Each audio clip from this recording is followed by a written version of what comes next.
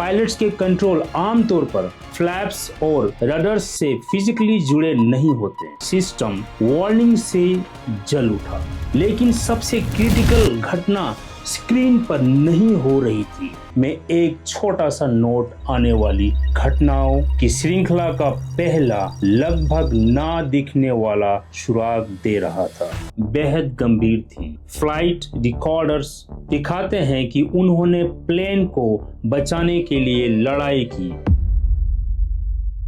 Double engine failure, how AI-171 was doomed.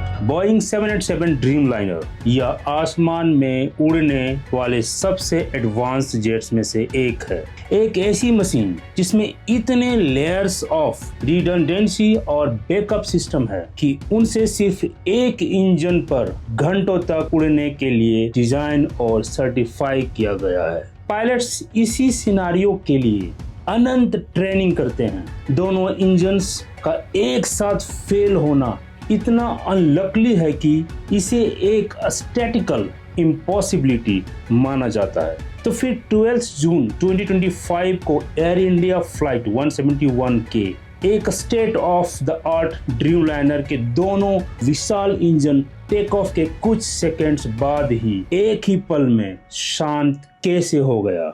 इसका जवाब एक भयानक रहस्य के दिल में है। घंटों की एक ऐसी तेज श्रृंखला जो एक मामूली इलेक्ट्रॉनिक गड़बड़ी से शुरू हुई और 787 ड्रीमलाइनर के पहले घातक क्रैश में खत्म हुई। ये कहानी है उसकी जो हम अब तक जानते हैं, एक क्रू के उम्मीद भरे आखिरी लम्हों की और एक जारी जांच की जो उस आपदा की परतों को खोलने की कोशिश कर रही है जिसने एविएशन की दुनिया को हिला कर रख दिया है।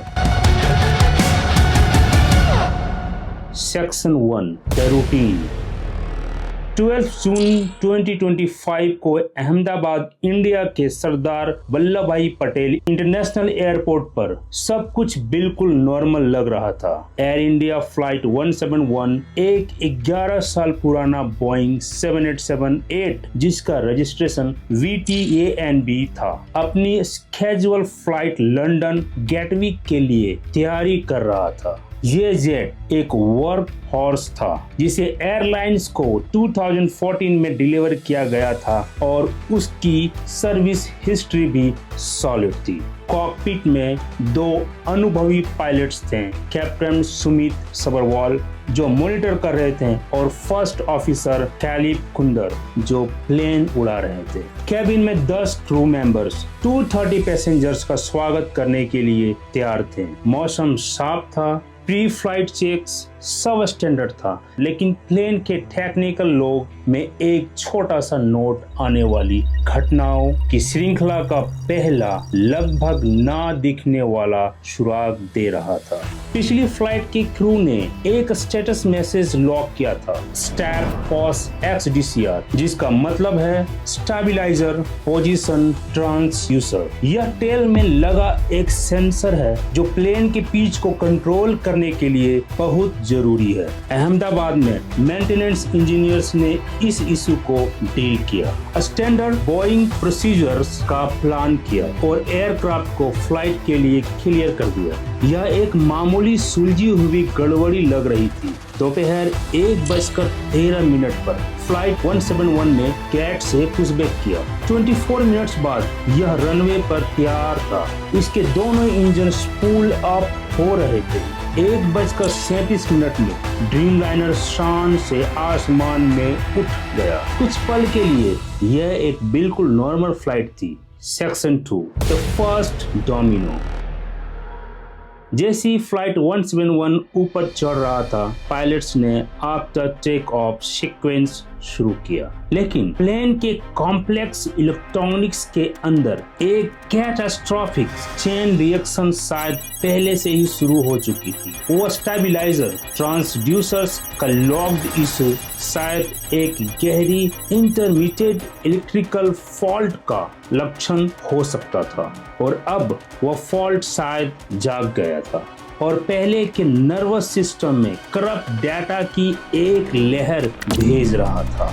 यह कैसे संभव है, ये समझने के लिए आपको यह जानना होगा कि 787 एक फ्लाई बाय वायर एयरक्राफ्ट है। पायलट्स के कंट्रोल आमतौर पर फ्लैप्स और रडर्स से फिजिकली जुड़े नहीं होते। इसके बजाय उनके इनपुट सिर्फ इलेक्ट्रिकल सिग्नल्स होते हैं जो फ्लाइट्स कंट्रोल कंप्यूटर्स को भेजे जाते हैं। कंप्यूटर्स इन सिग्नल्स को इंटरप्रेट करते हैं और फिर हाइड्रोलिक सिस्टम को बताते हैं कि कैसे मूव करना है। पूरा सिस्टम क्लीन डेटा पर निर्भर करता है, एक अजीब फैंटम सिग्नल। अगर सिस्टम की लॉजिक से पकड़ा नहीं गया तो उसके अनुमानित परिणाम हो सकते हैं। AI-171 के कॉकपिट में बस कुछ 100 फीट की ऊंचाई पर पायलट्स अचानक उस चीज से टकरा गए जिसके बारे में सोचा भी नहीं जा सकता था। अलार्म्स चीखने लगे जब EICAS यानी मैन अलर्ट सिस्टम वार्निंग से जल उठा। लेकिन सबसे क्रिटिकल घटना स्क्रीन पर नहीं हो रही थी, ये सेंटर कंसोल पर हो रही थी। ठीक उनके बीच में दोनों फ्यूल कंट्रोल स्विचेस, वो लीवर्स जो सीधे इंजन में फ्यूल के फ्लो को कंट्रोल करते हैं, किसी तरह अपनी स्टेट बदल चुके थे। Section 3 the cascade. इंडिया के एयरक्राफ्ट एक्सीडेंट इन्वेस्टिगेशन ब्यूरो या AAIB ने एक शुरुआती रिपोर्ट जारी की जिसमें एक रोंगटे खड़े कर देने वाला तथ्य था।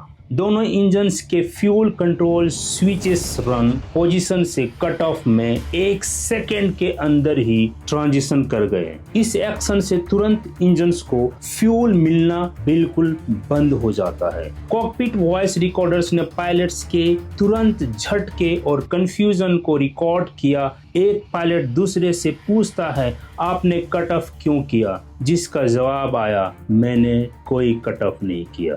ये हमें इस ट्रेजेडी के मूल में ले आता है, एक ऐसा सवाल जिसका जवाब इंडिया, US और UK के इन्वेस्टिगेटर्स तेजी से ढूंढ रहे हैं। फ्यूल कंट्रोल स्विचेस को मजबूत बनाने के लिए डिजाइन किया गया है। वो स्प्रिंग लोडेड होते हैं और उन पर प्रोटेक्टिव गार्ड्स होते हैं ताकि इस तरह की एक्सीडेंट मूवमेंट को रोका जा सके। आपको स्विच को जानबूझकर ऊपर खींचकर फिर मूव करना पड़ता है। दोनों का बिना पायलट इनपुट के कट ऑफ जानना डिजाइन के हिसाब से असंभव होना चाहिए।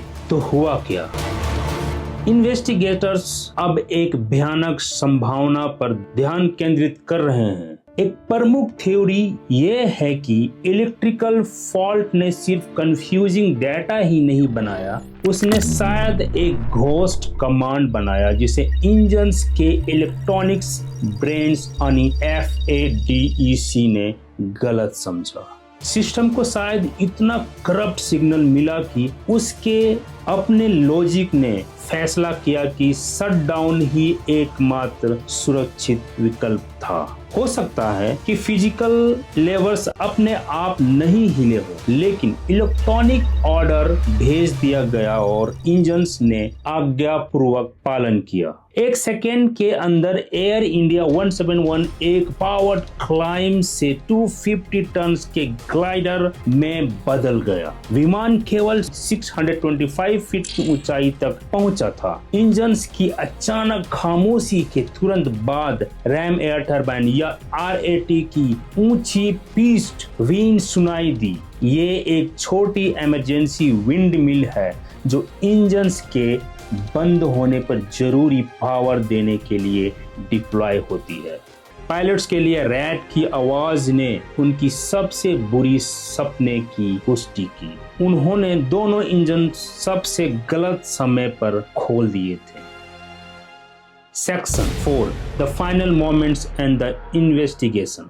बिना किसी ट्रस्ट और लगभग कोई एल्टीट्यूड ना होने के कारण पायलट्स की स्थिति बेहद गंभीर थी। फ्लाइट रिकॉर्डर्स दिखाते हैं कि उन्होंने प्लेन को बचाने के लिए लड़ाई की। उन्होंने तुरंत इंजन्स को रिस्टार्ट करने की कोशिश की, फ्यूल स्विचेस को वापस रन पर कर दिया, लेकिन इंजन रीस्टार्ट तुरंत नहीं होता। इसमें कुछ समय और एल्टीट्यूड लगता है। दो चीजें जो उनके पास बिल्कुल नहीं थी। विमान जो अब कम एयर स्पीड पर उड़ रहा था तेजी से नीचे आने लगा। जमीन से उड़ने के 32 सेकंड बाद, सिर्फ 32 सेकंड बाद पायलट्स ने एक मेडे कॉल जारी किया। Mayday, mayday। यह फ्लाइट से सुनी गई आखिरी चीज थी। कुछ ही लम्हों बाद विमान एयरपोर्ट्स के पास एक हॉस्टल, जो मेडिकल हॉस्टल थे, उसकी बिल्डिंग से जा टकरा गया और एक बड़े आग का गोला में बदल गया। इस हादसे में दुर्भाग्यपूर्ण रूप से विमान में सवार सभी 242 लोगों और जमीन पर 19 लोगों की जान चली गई, जिसे यह दशकों में भारत की सबसे घातक विमान दुर्घटना और बोइंग 787 का पहला घातक क्रैश बनता है। जांच, जिसका लीड AAIB US NTSB की मदद से कर रहा है, ने तुरंत उस हैरान कर देने वाले ड्यूल इंजन फेलियर पर ध्यान केंद्रित किया। ब्लैक बॉक्सेस ने जल्दी ही फ्यूल कट ऑफ सीक्वेंसेस का खुलासा कर दिया। लगभग तुरंत कुछ मीडिया रिपोर्ट्स ने अनुमान लगाया कि एक पायलट्स ने जानबूझकर फ्यूल काट दिया था। एक ऐसी कहानी जिसका पायलट एसोसिएशन और AAIB ने सख्त विरोध किया, जिन्होंने समय से पहले निष्कर्ष निकालने के खिलाफ सावधानी बरतने का आग्रह किया। AAIB की शुरुआती रिपोर्ट साफ थी। उसने बताया कि क्या हुआ, फ्यूल कट ऑफ, लेकिन दोष नहीं ठहराया। हर संभावना की जांच की जरूरत पर जोर दिया, जिसमें एक बड़ी टेक्निकल खराबी भी शामिल थी। Section 5, the legacy and conclusion. जैसे जैसे जांच आगे बढ़ रही है, इस ट्रेजेडी का कारण क्या था, इसकी पूरी तस्वीर अभी भी साफ नहीं है। ऑफिशियल फाइनल रिपोर्ट्स अभी भी शायद 1 साल दूर है। मुख्य सवाल वही है, क्या ये विमान के सॉफ्टवेयर में एक छिपी हुई कमजोरी थी, एक अजीब इलेक्ट्रिकल फेलियर, या कुछ और? शुरुआती रिजल्ट ने पहले ही इंडस्ट्री में हलचल मचा दी है। 2018 की एक FAA एडवाइजरी ने पहले कुछ बोइंग विमान, जिसमें 787 भी शामिल है, पर फ्यूल स्विच लॉकिंग मैकेनिज्म की जांच की सिफारिश की थी, लेकिन इसका पालन अनिवार्य नहीं था। क्रैश के बाद बोइंग और FAA ने स्विच डिजाइन्स की सुरक्षा को फिर से बताते हुए एडवाइजरी जारी की है, लेकिन साथ ही दुनिया भर में नए रिव्यूज और इंस्पेक्शंस को भी प्रेरित किया है। इंडस्ट्री अब चिंता से फाइनल रिपोर्ट का इंतजार कर रही है, जैसे और भी महत्वपूर्ण बदलाव हो सकते हैं, जैसे अनिवार्य सॉफ्टवेयर अपडेट्स या रीडिजाइन्स। एयर इंडिया फ्लाइट 171 का नुकसान एक कठोर और विनम्र याद दिलाने वाला है। यह दिखाता है कि हमारे सबसे एडवांस्ड विमानों में भी हमें कभी भी सवाल करना और जांच करना बंद नहीं करना चाहिए। यह एक जस्ट कल्चर की महत्वपूर्ण अहमियत को मजबूत करता है। एक्सीडेंट इन्वेस्टिगेशंस में एक ऐसी संस्कृति जो दोष लगाने की इच्छा का विरोध करती है और इसके बजाय टेक्निकल मूल कारण को ढूंढने पर लगातार ध्यान केंद्रित करती है, ताकि यह सुनिश्चित हो सके कि इस तरह की ट्रेजेडी दोबारा कभी ना हो। हम ये एनालिसिस उन 261 पैसेंजर्स क्रू और सिविलियंस को समर्पित करते हैं जिन्होंने अपनी जान गंवाई। उनकी याद हमारे आसमानों को और भी सुरक्षित बनाने की निरंतर खोज के लिए एक प्रेरक के रूप में काम करे। अगर वीडियो अच्छी लगी तो सब्सक्राइब करना ना भूलें और बेल आइकन जरूर दबाएं। मिलते हैं नेक्स्ट वीडियो में, तब तक के लिए अपना ख्याल रखिए। जय हिंद।